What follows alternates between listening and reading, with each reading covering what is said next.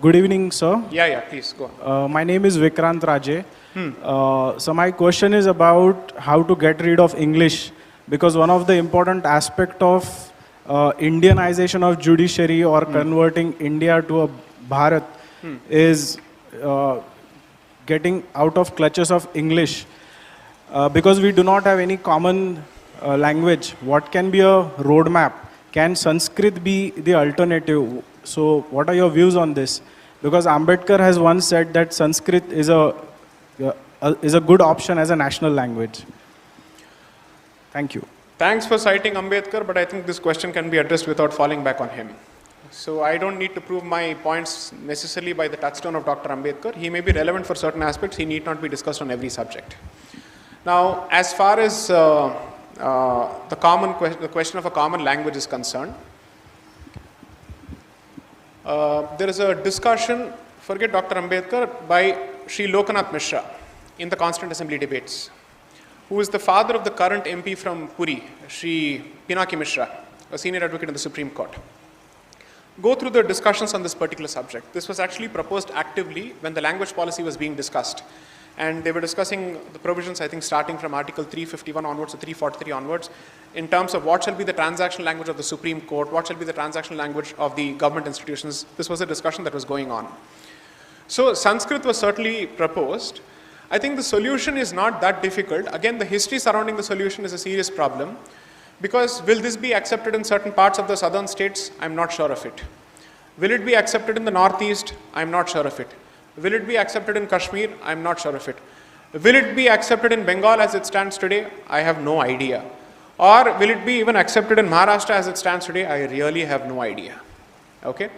So, as far as I am concerned, none of these discussions are possible without addressing the central question of distortion of history.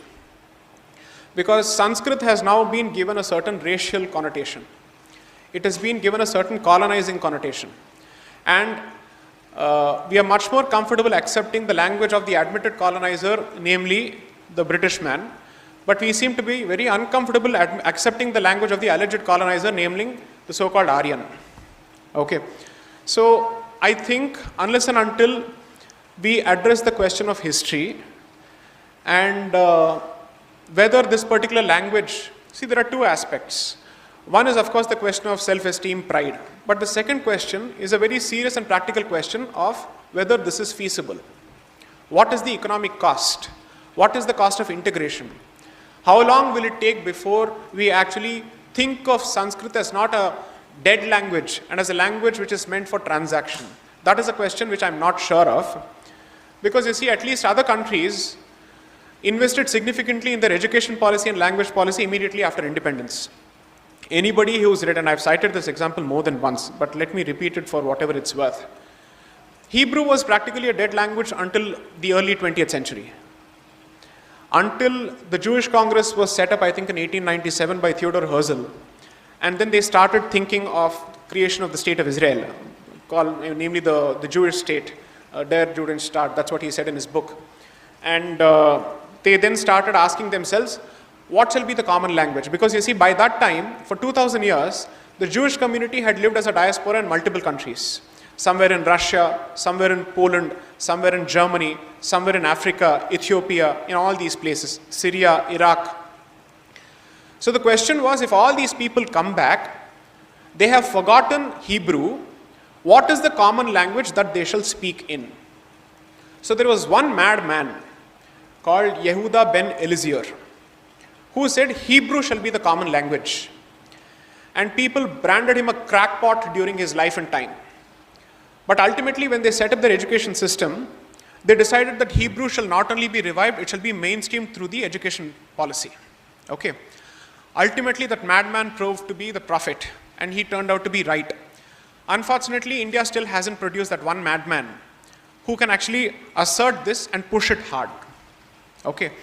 Who says, no matter what, you guys can label me, you can call me whatever you want, but I am not changing my position one bit, and this is the only language that shall work.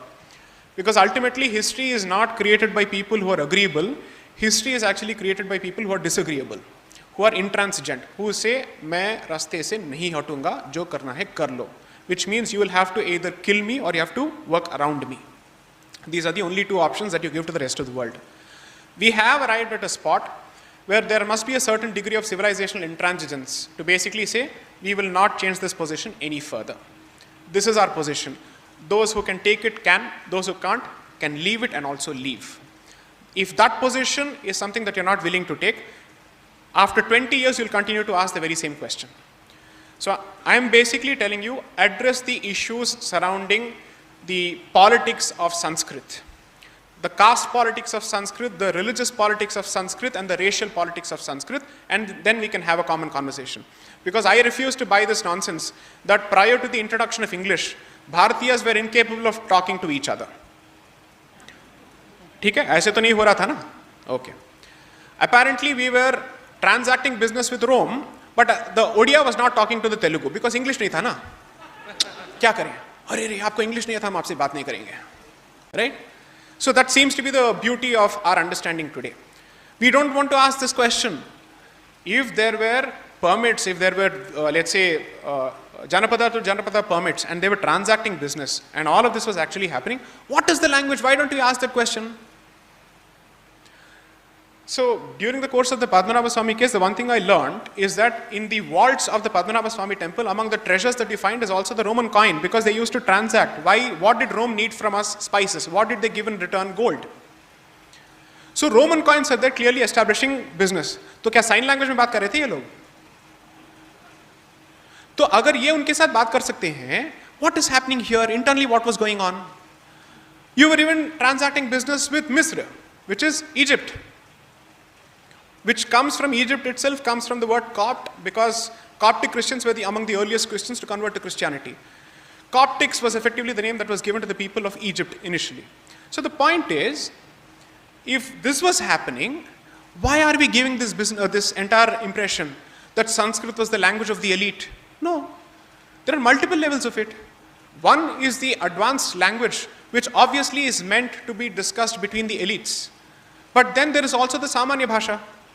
Are you telling me that the language of Hindi itself, which is applied on the street, is the same as that is applied between the academics of Hindi? Not possible, right? So I think this requires a fair degree of investment and research. Because you see, solution ki baat nahi ho rahi hai. You are first of all trying to address the politics around every issue. Name one issue in this country which can be separated from the politics that has been created around it. Language, gender, caste, religion, Rashtriya identity, everything. So you have to be able to deal with that. Unfortunately, I don't think there is even an intellectual investment on that particular front with state support. Whatever is happening through individual efforts.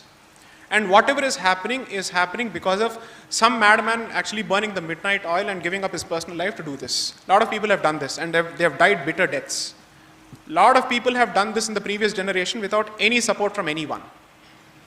So therefore, let us first respect those people who are seriously working on these subjects and give them the support needed. Solutions will emerge. If not in one generation, at least in the next generation. Because some of these issues which have been, which are suffering as a consequence of investment of over 200 years, you can't hope to address it within 10 years or 15 years. But the beginning must be made. Once the beginning is made, some people will start taking it seriously and even pursue it as a matter of choice of career. That's when this entire thing starts.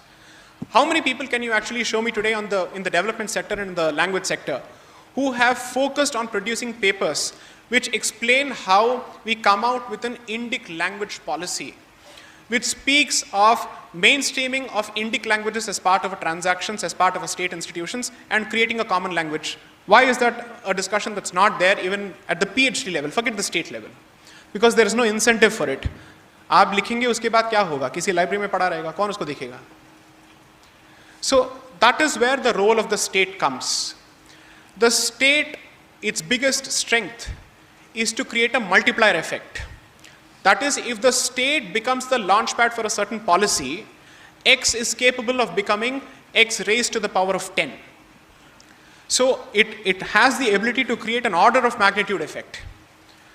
And therefore, state investment is significantly necessary. But if the state is stuck in the very same old done to death nonsense that I don't have an identity, I'm a secular state, I don't have any relationship with my civilization is not Hindu, yoga is not